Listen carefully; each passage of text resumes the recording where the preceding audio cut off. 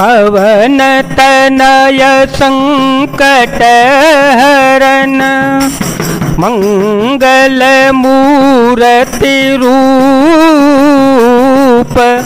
राम लसन सीता सहित हृदय बसो सुर भूप परिन राजहिनी धन से हे तू जान जगदीशो राम राम रटे भोरो किय कहे न मरम महीसो।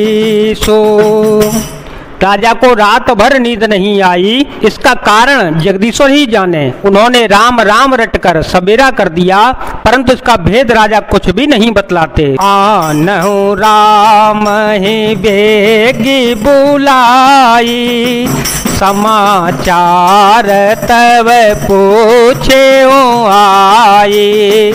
चले सुमंत्रो राय रुख जाने, लखे को चाल के ने कछुराने।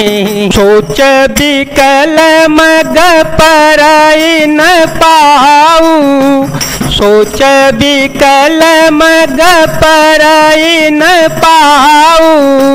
राम ही बोले कहे काराओ, राम ही बोले कहे काराओ।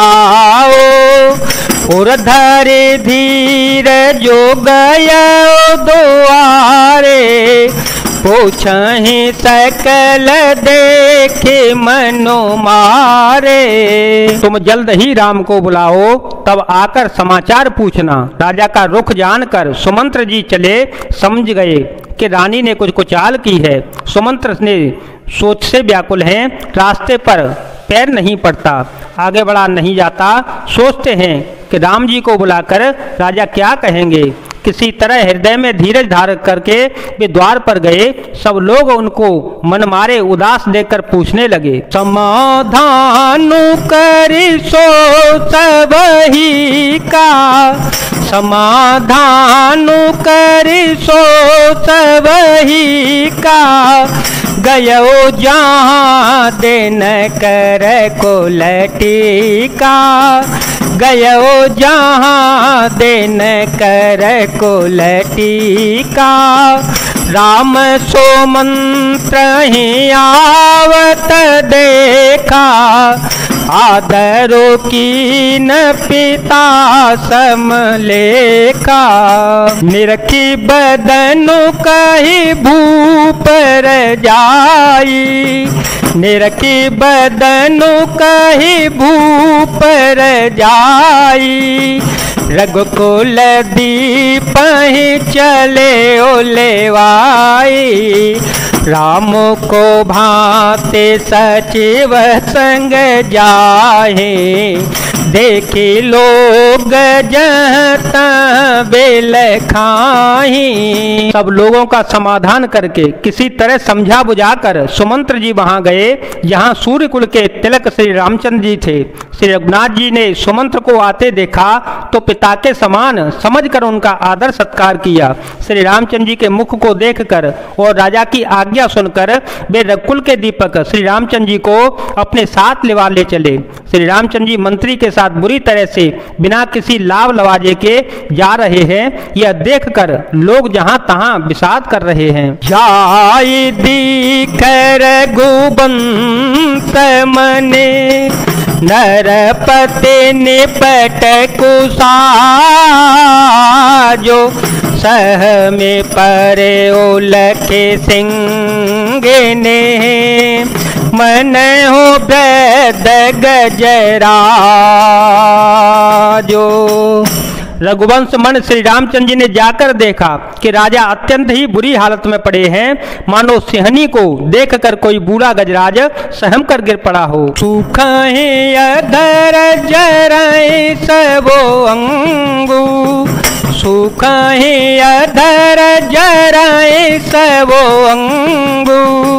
मन हो दीन मनीन भोअंगो सरुत समीप दीख के सरुत समीप दीख के मान हो मीचु घरी गन ले करुणामय मृदो राम स्वभाव प्रथम दीख दुख सुनान काओ तदपि धीर धरे समय विचारे पूछी मधुर वचन महतारी।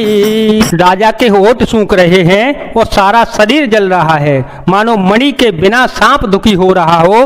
पास ही क्रोध से भरी कैकेयी को देखा, मानो साक्षात मृत्यु ही बैठी राजा के जीवन की अंतिम घड़ियां गिन रही हो। श्री रामचंद्र जी का स्वभाव कोमल और करुणामय है।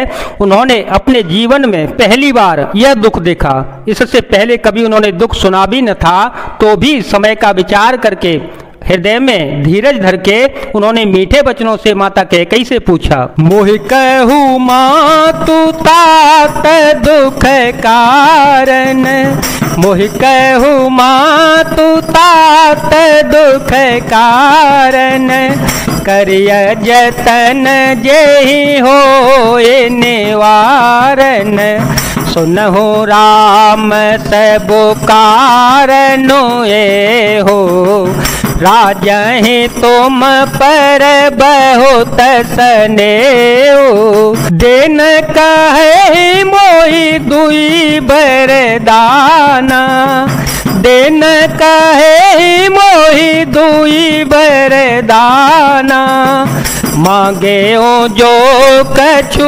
मोहि सुहाना, सो सोने भयो भूप और सोचो, छाड़े न सकहि तुम्हार सकोचू। हे माता, मुझे पिताजी के दुख का कारण कहो, ताकि जिससे उसका निवारण हो सके, दुख दूर हो, वह यत्न किया जावे। कैकेयी ने कहा, हे राम सुनो, सारा कारण यही है कि राजा का तुम पर बहुत बड़ा स्नेह है।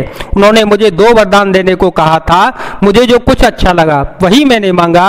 उसे सुनकर राजा के हृदय में सोच हो गया, क्योंकि ये तुम्हारा संकोच नहीं छोड़ सकते। सुत सने हुई तव वचनो उत, संकट परे हो नरे, सो सकहु तयाय सुधर सिर, मेटहु कठिन कलेस।